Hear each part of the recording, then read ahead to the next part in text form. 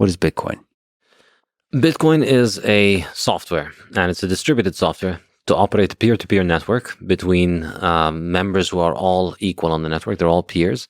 And what this software does is that it allows you to operate a payment network between those peers. And that payment network has its own currency. And that seems like, just a simple software game. But the reason this is such a big deal is I believe Bitcoin is the most advanced form of money ever invented. And the reason for that comes from two properties that this network has. The first one is that the currency is the hardest money ever invented. It's the money whose supply is the most resistant to inflation.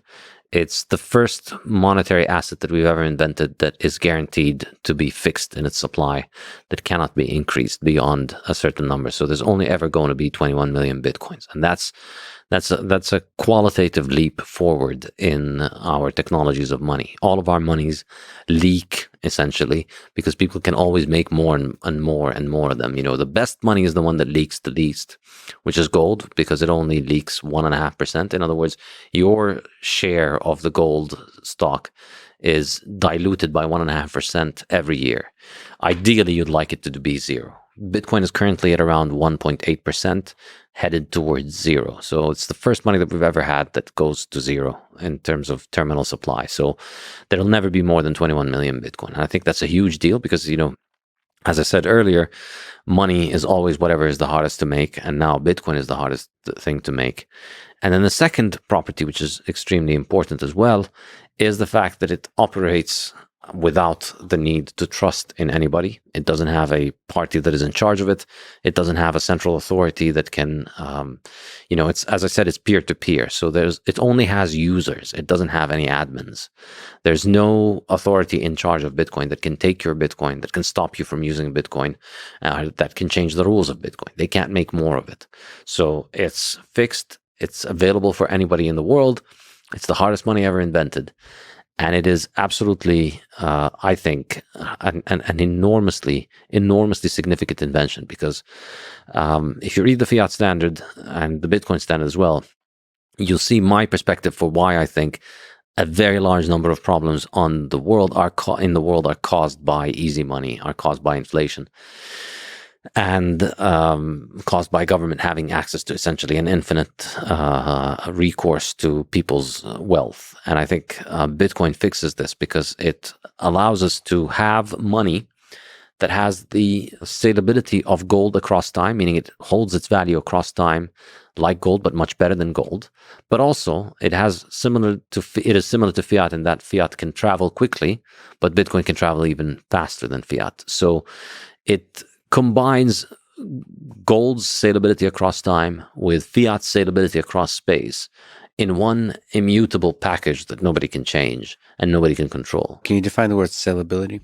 Salability is the essential property of money. It's the ability of a good to be sold easily on the market, specifically to be sold without much loss in its value. So houses are great for living in, but they're not very saleable. If you want to sell a house, you can't just click a button and sell a house and have a giant market of people buying houses from you.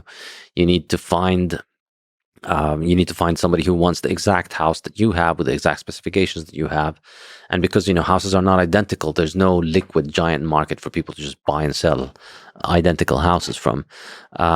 So gold, for instance, has good salability as money because it's a liquid good, it's uniform, and people are always buying it.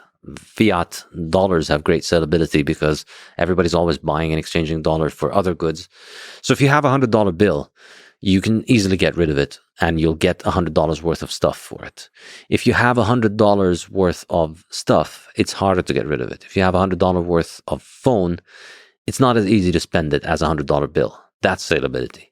What do you mean that Bitcoin, I understand that Bitcoin has the salability of gold across time, Better, even, yeah. Better, yes, like on the order or whatever. And then it has the scalability of fiat across space. What does that mean?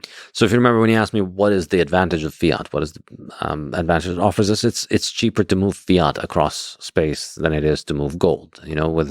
With the current fiat monetary system, for all of its flaws, you can send money. I could send money from my bank account in the U.S. to a bank account in China in a couple of days, or in Britain, in France, in a day or two, which is much faster than you could do with gold and much cheaper than you could do with gold. But in reality, with fiat, the reason Bitcoin improves on that is that with Bitcoin, you're actually you're sending final settlement in a couple of hours. So you send the Bitcoin transaction, you get 6 confirmations in an hour, you get about 12 confirmations in 2 hours on average. With 12 confirmations, you're pretty definitely clearly safe on this.